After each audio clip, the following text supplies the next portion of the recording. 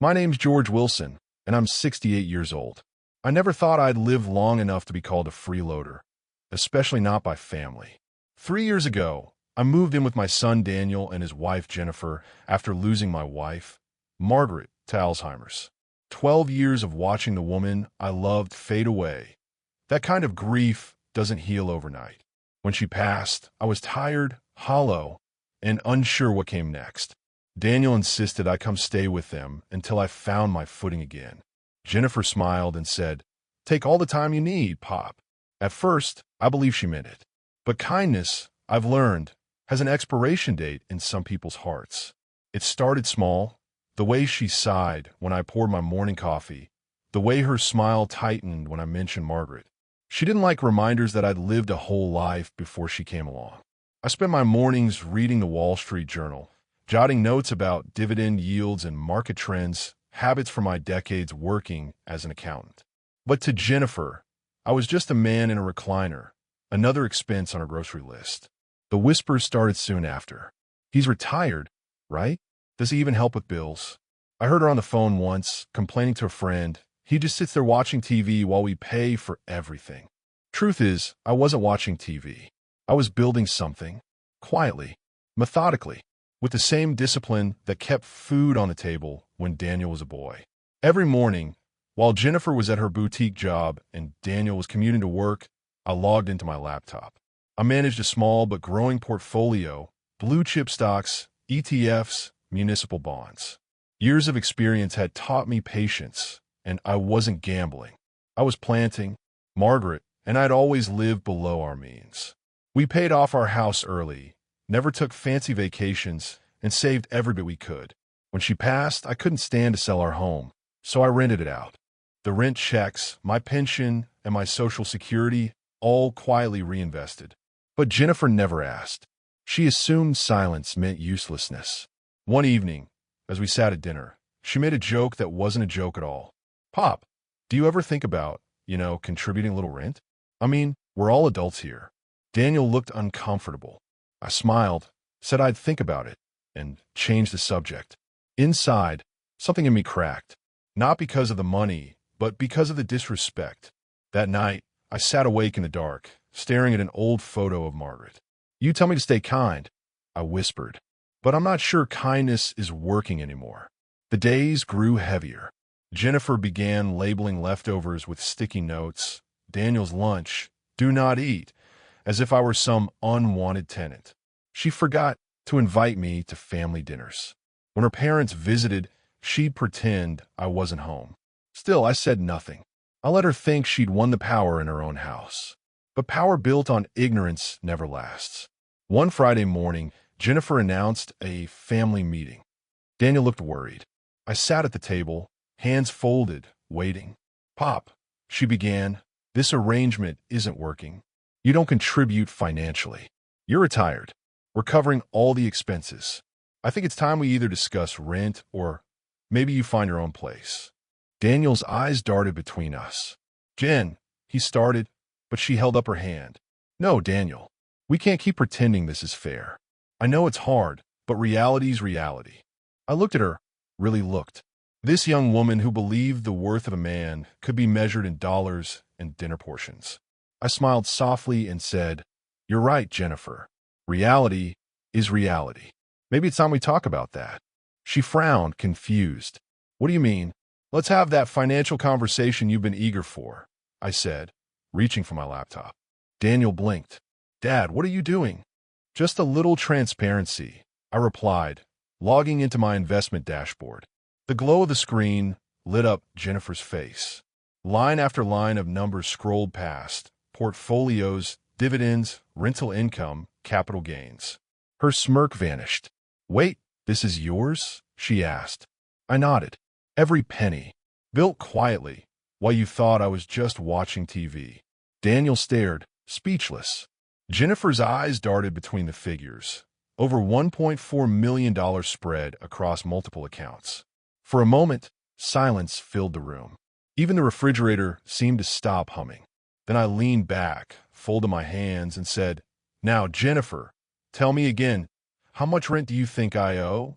Jennifer's mouth opened, and closed like she'd swallowed her own words. Her tone, once sharp and full of control, softened instantly. "Oh, Mr. Wilson, I didn't mean. I was just saying—" I smiled gently. "You meant exactly what you said. And that's all right. You just didn't have the full picture." Daniel rubbed the back of his neck. "Dad, I didn't know you were doing all that. You never said." "I didn't need to," I said, "because respect shouldn't depend on a balance sheet. You respect a person because of who they are, not what they own." Jennifer shifted uncomfortably, eyes darting anywhere but at me. "Well, I'm sorry if it came across wrong," she murmured, her pride already beginning to crack. But you could only patch over contempt for so long before it leaks again. The next few weeks were painfully quiet. Jennifer avoided me. Daniel walked on eggshells, torn between his wife and his father. But the house felt heavier, like the walls themselves had learned to hold their breath. Still, I stayed polite. I kept cooking breakfast, watering the plants, and reading my paper every morning. Only now, I started having quiet phone calls with my financial advisor. Because I'd realized something Margaret used to say was true. Sometimes people don't see your worth until it's walking out the door. And I was ready to walk. One Sunday afternoon, Daniel was at work, and Jennifer came into the living room. "I was thinking," she said hesitantly, "maybe we could talk about setting up something formal. About expenses." I looked up from my newspaper. "Formal? Like a contribution plan?" she said quickly. "It'd make things easier and fairer." "Fair," I repeated. Jennifer, fairness isn't always about splitting numbers. Sometimes it's about giving what can't be counted." She frowned, clearly not following. I folded my paper and stood. "I've decided to move out," I said. Her eyes widened. "What?" "No, that's not what I meant." "I know," I said softly. "But it's what you wanted. You just didn't know what it would cost." I'd already made the arrangements, quietly, carefully. My old home's tenants were moving out, and I decided to move back in. The place was paid off, the garden's still alive, the air still smelled like Margaret's roses. When Daniel got home that evening, I told him. He tried to protest, but I could see the relief flicker in Jennifer's eyes. That told me everything. "Dad, you don't have to—" "I do," I said. "You two need your space, and I need mine. But before I go, there's something I'd like to do for you." Jennifer blinked. "For us." I nodded. "You've been wanting me to contribute, right? Well, I'll make sure you get exactly what you deserve." She looked confused, but I smiled, and that was all. The next week, I met with my realtor, Susan, a sharp woman in her 50s who'd managed my property for years. "I'm thinking of selling," I told her. She raised a brow. "After all these years?" "Yeah," I said. "I think it's time to close that chapter." He house sold within days. A bidding war between young couples who wanted a home with heart. It went for over $1.4 million. After taxes, I took the proceeds and quietly set up a charitable scholarship fund in Margaret's name for caregivers of Alzheimer's patients. When the sale closed, I did one last thing. I transferred a small, symbolic amount, $1,000, into Daniel and Jennifer's account. The note on the transfer read, "My contribution for rent, groceries, and utilities. Thank you for the hospitality. Dad, no anger, no revenge speech. Just numbers on a screen, the same language Jennifer respected most." 3 days later, my phone rang. It was Daniel. "Dad, what's this?" he asked, voice trembling. "My rent," I said. "Dad, you sold a house." "I did. Why didn't you tell me?" "Because I didn't want to see that look on Jennifer's face again," I said quietly. There was silence. I could almost hear the weight of realization settling in his chest. "Dad," he said finally, "Jennifer told everyone in her office you were broke. That's why this is going to—" I interrupted softly. "Let people talk. Truth has a way of catching up." And it did. Word spread through the community faster than wildfire. The same neighbors who'd heard Jennifer's complaints about her lazy father-in-law were now whispering about how that same man had donated hundreds of thousands to an Alzheimer's charity. When I visited the grocery store, the cashier smiled differently, not with pity, but with quiet respect. People started greeting me again, remembering the man I was before the rumors. As for Jennifer, her face turned pale every time someone mentioned my name.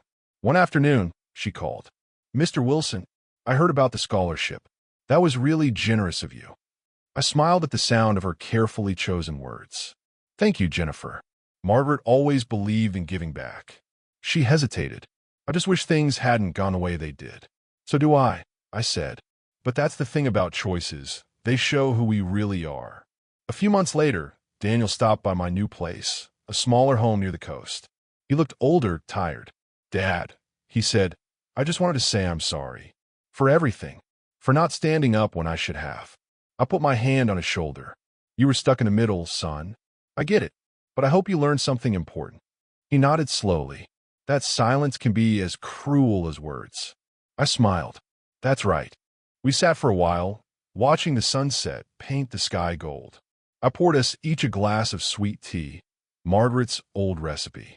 You know, Daniel, I said, money doesn't make you rich. It just gives you the freedom to be who you already are. Jennifer thought money made her powerful, but it only showed what was already inside: fear, pride, insecurity. He sighed. And you, Dad? What did it show about you? I looked out at the waves. That I'm finally free to live without needing to prove anything to anyone. In the end, I didn't seek revenge. I simply let truth do its quiet work. And it did far more damage and healing than anger ever could. So if you ever find yourself called worthless, lazy, or a burden, remember, let time speak for you. Let your character be your wealth. Because when you live with quiet purpose, the loudest people end up hearing their own echo. Pause. Gentle music fades. That's all for tonight, folks. This was George Wilson, and this was my story about dignity, patience, and the kind of wealth that doesn't need to be flaunted.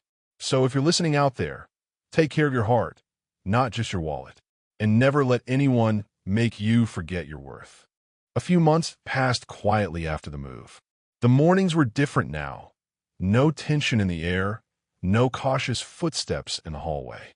Just the sound of waves against the shore, the distant cry of gulls, and the soft hum of my old record player spinning the songs Margaret used to love. I'd built myself a simple routine. Coffee at sunrise, a walk by the pier, check the markets, read, think, breathe. For the first time in years, I wasn't living in someone else's shadow or trying to fit into a home where I'd been made to feel unwelcome. I was living on my own terms again, the way Margaret would have wanted. But peace has a funny way of bringing back the past, not with regret, but with understanding. One afternoon, I found an old photo album tucked between some books. Inside were pictures from the years Daniel was little, him learning to ride a bike, Margaret smiling at a family picnic, our old house standing proud behind us. Life looked so simple back then. As I flipped through the pages, I realized how quickly time turns certainties into memories. The hands that once built, held, and worked now only turn photographs. The people you once lived for grow up, move out, and sometimes forget who you were before you became their responsibility. I closed the album and stared at the ceiling for a long time. There was no anger left, just quiet gratitude that I'd lived enough to understand the lesson life had been trying to teach me all along. Respect isn't something you demand or buy. It's something you earn, and something others must choose to give. And when they don't, it says more about them than it ever will about you. About a year later, I received an invitation, a surprise, really. Daniel and Jennifer's daughter, my granddaughter Emily, was graduating high school. Part of me wanted to stay away, but another part, the wiser, older part, whispered that some stories deserve to end face to face. So I went. The auditorium was packed. Banners hung from the walls. Families cheered, and the smell of fresh flowers filled the air. When Emily saw me, her face lit up brighter than any spotlight. She ran over, threw her arms around me, and said, "Grandpa, you came." I chuckled. Wouldn't miss it for the world, sweetheart. Jennifer stood a few steps behind her, awkward and stiff, her usual confidence dimmed. Daniel gave me a nod, small, respectful, and heavy with the things words couldn't fix. After the ceremony, Emily introduced me to her friends. "This is my grandpa," she said proudly. "He's amazing. He's the one who started the scholarship fund for Alzheimer's caregivers." Jennifer's eyes lowered, and for once, I didn't see arrogance, just remorse. Quiet, uncomfortable remorse. Later, as everyone was leaving, she approached me. Her voice was soft. "Mr. Wilson, George, I wanted to say thank you for coming and for everything you did." I looked at her for a moment. "People make mistakes, Jennifer," I said. "We all do. The hard part is owning them." "I know," she whispered. "I just hope someday you can forgive me." I smiled, not out of superiority, but peace. Forgiveness isn't something I give to make you feel better. It's something I give so I can move on. She nodded, eyes glistening, and walked away. That was the last time we ever spoke. A few years have passed since then. Emily visits often. We take long walks along the coast, talk about life, college, and the kind of world she wants to build. Sometimes she asks about her grandmother, and I tell her stories about love that lasted through sickness and storms, about patience and pride, and about how sometimes the people you love the most will test your kindness just to see if it's real. She listens quietly, the way Margaret used to when I spoke late at night after long days at work. One evening, she said, "Grandpa, why didn't you ever yell at them?" "I would have." I laughed softly. "Because yelling doesn't make people listen. It just proves they got to you." Silence, though silence has a way of echoing. She thought about that for a long time. As the sun sets each night, I sit on my porch, coffee in hand, and watch the horizon fade into gold. Sometimes I imagine Margaret sitting beside me, that same patient smile, her hand resting on mine. I think about all the years I spent measuring my worth through what I could provide, the paychecks, the roof, the sacrifices. But in the end, none of it mattered as much as the peace I found when I stopped trying to prove anything. People often mistake wealth for success. But real wealth, the kind that doesn't fade, is peace of mind, self-respect, and the ability to look at your own reflection without regret. That's the kind of wealth I want to leave behind for Emily. So if you're listening out there, maybe nursing your own scars, feeling overlooked or disrespected, let this old man remind you. Don't let bitterness steal your years. Don't waste your strength proving your worth to people too blind to see it. Keep building quietly, steadily, patiently, because when the time comes, truth will speak for you far louder than anger ever could. And when it does, smile. Walk away. Live free. Because in the end, revenge fades, but dignity lasts a lifetime.